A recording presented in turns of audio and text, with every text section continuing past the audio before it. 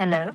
Hello, this is Corey Stoltz calling for Rue McClanahan. How are you? I'm doing all right. I got a bit of a cold, so bear with me. I apologize. How's the weather in St. Louis? Very hot today, as a matter of fact. Oh, I'm sorry, darling. I'm sorry about your cold. Well, I appreciate it. So I'm a very big fan of this play and movie, so I'm really looking forward to seeing this show. I hope it's going to be as we expect. I think it's better. Do you hope it's going to be as good as what? As good as the fans expect it to be. Oh, darling, it's going to blow them away. Oh, good. It's hilarious. When was your first time discovering the works of Del Shores? 20-some-odd years ago, I went to see a play that he had, Daddy's Dying, Who's Got the Will, it was Right. called. You saw that? Yes, well, I saw the movie version. He made a movie of it? Yes, yeah. Bo Bridges, and there's a bunch of people in that. Well, now, wait, that was Sordid Lives. No, he did this movie before Sordid Lives. Yeah, Bo Bridges was in both. Oh, I didn't know he'd made a movie of Daddy's Dying. So anyhow, then I didn't hear from him until last October.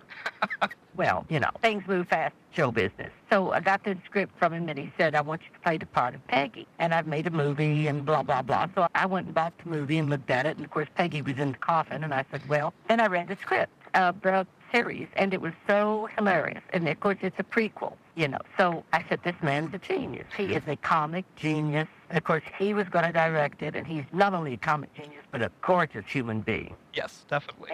Oh, my. And I said, I just want to be a part of this. Well, I'd had knee surgery, and I puffed all up with a lip, and I'm just as big as a beach ball. Well, not now, but I was then. And I did it anyway. I went down there. They had to use a wheelchair to help me get around, and it was a true labor of love on everybody's part. Did it kind of help shape your portrayal, knowing the way that Peggy ends up at the end? No, because you see, I can't know something the character doesn't Well, know. that's true. No, I can't play it that way. I guess what we know about Peggy, we really only hear secondhand with the film. So what are some of the things that people are going to learn about her as we see her alive? Well, she's a very sweet, church-going little lady who's never had a drink of beer, never been to a beer hall, very humdrum life, has the 2 daughters and a son. I put a little flat hat on top of my head, a little pillbox hat, and I said, look here, Dale, I want to wear these every time she goes to church, and even sometimes when she goes to Bubba's. And so I made hats. I have become a milliner. I made 12 hats, and I was able to wear 5 of them in the first 12 that we shot. Oh, that's great.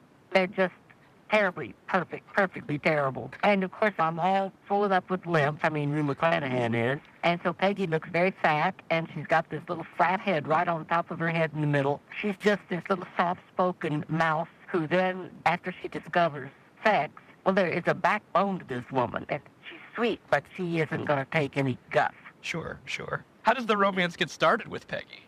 She gets her best friend, who's now dead, her best friend's daughter out of prison, Bitsy May, played by Olivia. And she goes to it there, and Bitsy May, she's been in prison 18 months. She wants to go to Bubba's and have a beer. And Peggy says, well, I'm a good Christian woman. I've never even been inside. She says, well, it's high time. So off they go, and, of course, she kind of peeks around the corner at the front door, and, oh, it's just this den of iniquity. She's never been in such a place. And the Baptist church is just right down the street, and that's her bailiwick. So she goes in. G.W. is sitting at the bar, and he's just awfully despondent. He's the Vietnam veteran without the legs. Right. And his wife, Nolita, played by the hilarious Caroline Ray, won't go to bed with him if he takes his legs off, but he can't perform if he doesn't take his legs off, so they have a problem. Right. So I have a couple of beers, and I see this G.W., a young man, my kid's age, sitting over there at the bar, and I go over and try to get him to come out on the dance floor, and he says, oh, I can't dance. And I said, oh, honey, if you can walk, you can dance. And so we start dancing, this slow dance, this real kind of sweet, slow dance, and he falls for Peggy. They fall in love. Right. Now, the relationship between Bitsy May and Peggy is kind of hinted at in the movie as well. How does their relationship develop? Are they friends? Well, I asked her, since she's been in prison for burning down her trailer, which she was not guilty of. She got framed. She says all she has is clothes on her back and her guitar. And I say, well, Theodore died 3 years ago, and I've been alone in that big old house, which isn't a big old house, but it's got a couple of bedrooms. I say, why don't you move in with me till you get on your feet? And she does. And they become pals, but Bitsy May still is suspicious of why Peggy has invited her to live with and why she's being so nice to her. And she thinks maybe she's a lesbian. And I say, honey, come with me. I want to show you something. So I take her out to the cemetery, and there at her mama's grave, we discuss what happened that night that her mama got killed. It was by the brute of a husband, Bitsy May's dad. And her mama had begged me that if anything ever happened to her, because she'd come over beat up to to my house and after he landed her a good one. And she said, please, promise me you'll take care of Bitsy May if anything happens. See, Bitsy May was only 3 then. But then I couldn't because the father threatened to kill me if I interfered or anybody else. He never would let anybody visit after he married this woman. And I never got to see my friend except when she'd sneak off and very seldom come to me. And she was pregnant at the time, and then she had Bitsy May, who was 3. So that's that story. Okay. Now, this is definitely a different type of Southern character than you played. Played a Southerner in, what was that thing called? Oh, Golden Girls. Right. But this is not Southern. This is North Texas. That's Right. different. Okay. Okay. This is just redneck hick. Have you ever been able to play a redneck hick before this? Oh, sure. I played plenty of Texas people. That's where I come from. So I know Southern Oklahoma, Northern Texas, Panhandle of Texas. I know those people very well. It seems like that there's always a great camaraderie with Del's cast, and he likes to use a lot of the same people over and over again. They become a repertory company. It was my first time to work with him, and I think Caroline Ray's first time, and it was David Steen's first time. He plays GW. And, of course, we all just fit in just like fingers of a glove. Wow. Just wonderful. I had worked with Beth Grant, who plays my sister Sissy. Right. We had done play out the Amundsen in L.A. Picnic back in 86. So we remained acquaintances. And who else did I know? Well, I didn't know any of the others. I didn't know Mersey, and I didn't know Bonnie, and I didn't know my wonderful other daughter, Anne. Yeah. I didn't know any of the other people. I had met Del, and I knew Beth, and that was about it. It just seems kind of magical that these casts work so well together. What is it that Del does to bring together such people that work so well together? He does the same thing that I saw Norman Lear do when I joined the cast of Maude. And he's the first person I've ever worked with since Norman Lear, who is this same type person. He is so good and so smart and so talented and so appreciative of talent. And he's so patient and so good-hearted and so good-natured and cheerful and hardworking. And he just picks people that make him feel good. Right. And they make each other feel good. And he keeps picking. He's got a repertory company now. Right. Well, it's a good talent to have, for sure. Very rare.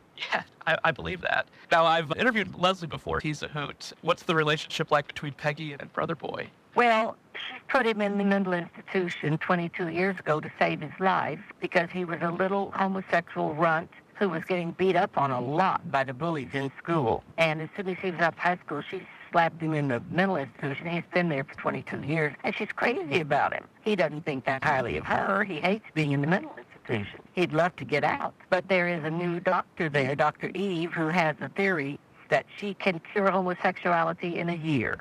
And so she talks to Peggy and Brother Boy's sisters and wonders if they'd like her to try this. And, of course, we're highly enthusiastic. We want him out of there, and we want him cured. And, of course, he's just as gay as geese. I mean, he is not going to fall for any of this stuff. So what he tries to do with another inmate, he tries to escape. Well, he tried to kill himself, of course, the day Tammy Wynette died, and he found out. So he jumped out the window. He got through the bars of the window and jumped, but he was only on the 2nd floor. And so he's in a coma because he hit his head on a lawn gnome on the way down, and so he's in a coma. And the day I get Bitsy May out of prison, this is when that happened. So the next day, I get back into town, and the girls are able to find me, and my daughters and I go out to the loony bin, and we visit him in his coma.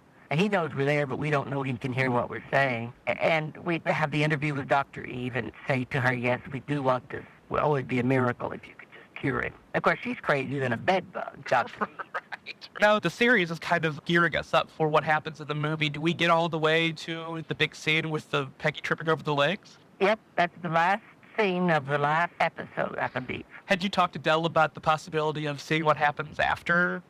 That's a big secret. It is, okay. And I can't talk about it. Because we definitely don't want to see the last of you. If not playing Peggy, then maybe, another mystery character or something. Well, there'll be something to follow.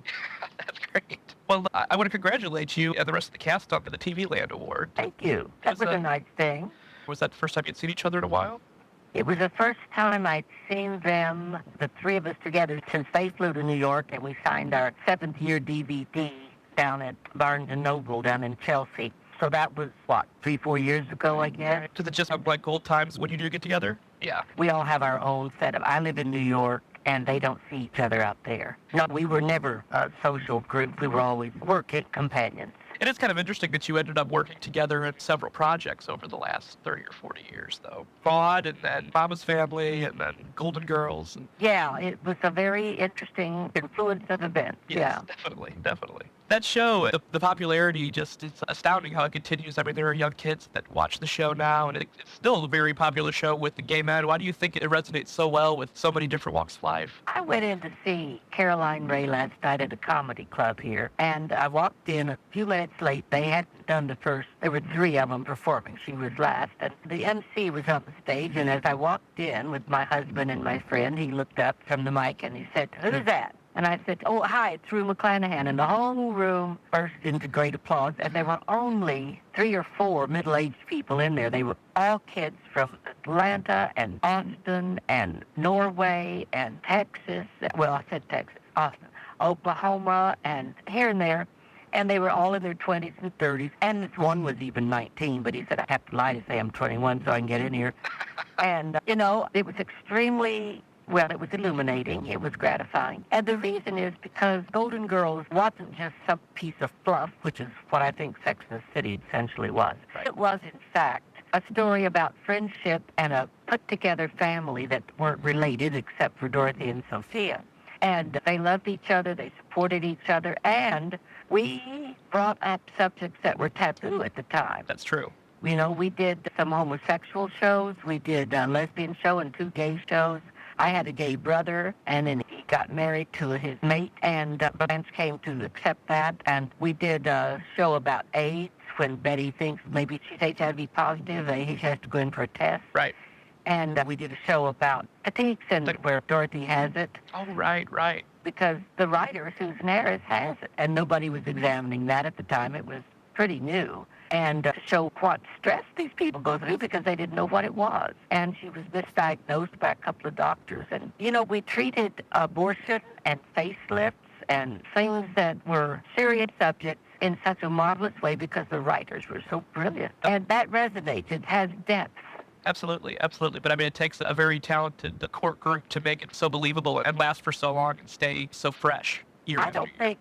Well, of course, they've cast it well, too. I'm saying it took all of us. But it's not just because it was funny, which it was. And it's not just the gay community that responds to it. They respond to it, too. But the heterosexual community is extremely enthusiastic and there's lots of fans. And as you say, from early age on, because the kids that are seeing it now, thank God it's still rerunning, think it's new. Right, that's true. And it retains its freshness because it's sincere. It's got integrity. Absolutely. I was in the audience the day that you were on The View when you were talking about your book, so I got a copy of it. That was a very fun read. That was a nice book. Oh, thank you. I'm glad you liked it. How long did that take you to put together? Oh, a couple of years off and on. I didn't buckle down right away. I just kept notes, and then I started gathering them, and I don't even remember. But I know that it was out in time to be published. And now it's being made into a one-woman Broadway musical. Is that right? Mm-hmm. Oh, that's fantastic. To come to Broadway in about a year. A brilliant man is just behind it, and he's just the best. And he's another one. He's another one who is so unusually well-balanced, I guess is what it takes. Well-balanced, like Norman Lear and like Del Shores, and he doesn't have a bone to pick. Nobody's fool, but he is kind and gentle and very, very smart. Excellent. What's his name? His name is Michael LaRue. Coincidence. LaRue. I'll have to look him up. Oh, he is worth knowing. Fantastic. Well, I'm really, like I said, looking forward to seeing the show. The play actually has a very special meaning to me because I performed in a cast here in St. Louis. I played Wardell, and my partner was in the audience at the time, and that's how we met after the show. Are you a big guy? Am I a big guy? Yeah, I would say I'm on the bigger side. Because Wardell in the movie is really big and tall. He is, yeah, he is. I'm 5'11", but I casted pretty well. Brother Boy was a little guy in our cast. He was probably 5'2". Oh, that's giant compared to Leslie. He's 4'11". That's true. Well, I can't wait to see the show. Well, I appreciate you taking some time to talk to me today. It was a pleasure. I hope the show's a huge success. I hope so, too. Thank you very much. Thank you. You're welcome. Bye.